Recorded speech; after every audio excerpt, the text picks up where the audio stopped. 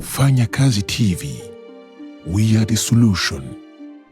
Reka ngusuze muri akanya we ukurikiye Fanya Kazi TV nkubwira ko ari rwa rubuga rwawe uzasangaho utuntu tw'ubwenge dutandukanye. Muri aka kanya rero tugiye kureba ikirebana na authentication ya Binance cyangwa se authentication kuri Binance. Hari abantu benshi bagira ibibazo bitandukanye kuri Binance, niba nawe uri umwe muri bo uze kutwandikira muri comment utubwire icyo wifuza ko twagusobanuriraho. Ariko muri aka kanya tugiye kwereka authentication ya Binance uburyo ikorwa ndetse umenye n'impamvu ibigomba gukorwa. Mbere yo gutangira kandi nagira nkubwire ko Binance ni application isaba internet ikora neza, internet iri stable. Ariyo mpamvu nkugira inama yo ko wajya ahantu hari internet ikora neza. Icya kabiri, ibi ni ibintu byoroshye, ntiwishyiremo ko ari ikintu gikomeye cyane. Iyi authentication abantu benshi barayitinya, ariko ni process cyangwa se uburyo bworoshye. Twagiye.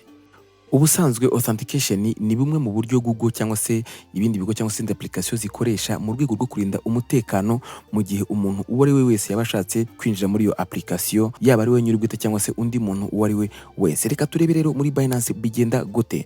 Fata telefone yawe winjire kuri Binance application nkuko usanzwe ubikora. Urabona hanga twinjiyemo, hanyuma urakanda kuri kariya kantu k'umuhondo kari mu nguni y'ibumoso. Wakanzeho harazaho ifoto cyangwa se nubwo itazaho na username uba warakoresheje ufungura Binance account. Hanyuma urakanda ku ifoto yawe washyizeho cyangwa se hari hagenewe ifoto. Numara kwakanda irahita ikuzana kuri account center. Niba utegeze neza urabona ko hariho utuntu tugize muri tune. Hari VIP privilege, hakaba verification, hakaba security na Twitter. Nuvuga ngo izi option eshatu arizo verification, security na Twitter nizo uba ugomba kwitaho cyane kugira ngo Binance account yawe ibe ifite umutekano ndetse ubashe no gukora na bimwe mu bikorwa bitandukanye bikorwa kuri Binance. Hanyuma twe turamanuka nga tujye kuri security. Ukinjira kuri security urabona indi page ifungutse. Aha rero niwitegereza urabona kuri passkey cyangwa se biometric. Tegeza ko iyi ngiyi buri muntu wese yari gufungura Binance arayibona cyangwa se arayihabwa. Aha ngaha ni uburyo ushobora kwinjira muri Binance ukoresheje password ya telefone yawe cyangwa se fingerprint, no kuvuga urutoki uba wakoresheje cyangwa se ukoresheje kwinjira kuri telefone yawe, cyangwa se pattern kwa kundi ufunga telefone yawe ukoresheje utuntu tumeze nk'uturongo tunyura ahagenewe kwandikwa imibare. Hanyuma twe icyo tugambire ni iki, ni authentication kuri Binance. Tureta dukanda hano kuri authentication app. Ukigera hano baranza banagusobanurira impamvu authentication iba ari ngombwa. Barakubwira ko mu gihe cyo kugira ngo ujye utegereza buri kugiye kwinjira muri Binance utegereze kuba kohereza message kuri telefone ndetse no kuri email, rimwe na rimwe hari igihe uba ufite na network idakora neza cyangwa se itinda, ugasanga ya minota baguha igihe irangira ugatangira bundi bushya.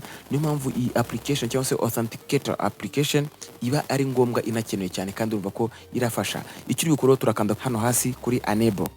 Ukiyakanda barabanza batogorera kuri ya verification ukoresheje passkey. Aha ngaha rero ko mubibona ngiye bansabye gukoresha igikumwe, ariko ntanabishatse nakanda kuri use screen locking nkaba nakoresha uburyo nsanzwe nkoresha iyo ninjiye muri telefone yanjye bisanzwe.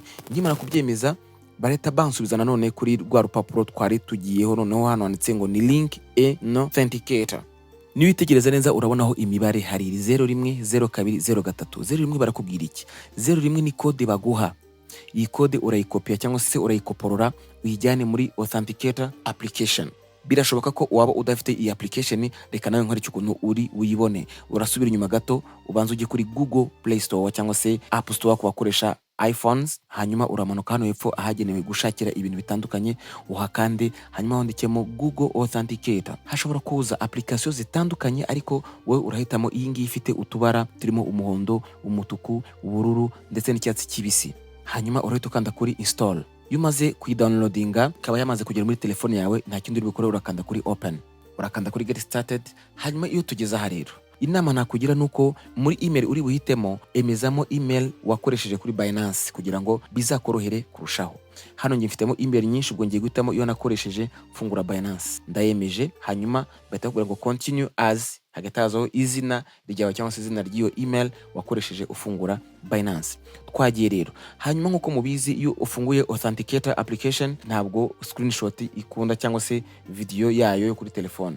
Ariyo mpamvu hano nahise nifashisha ubu buryo, mfata indi kugira ngo mbereke uko ubundi ibimeze. Iyo rero imeze gutya, hari igihe hano hejuru hahita hazaho ya email yawe wemeje cyangwa se n'igihe dahita ako kanya akantu twabwiye no kwitukanda kuri kano kantu ka plus cyangwa se kano kagasaraba, nugakandaho barahita bakohereza ku yindi page ariyo mureba hano itubwira ngo add an authenticator code. Iyi code rero mwibuke code twigize gukopiya haruguru niyo turi bwemeze. Hari uburyo bubiri ariko twe turakoresha ya key cyangwa se ya code baduhaye twakopiya handi.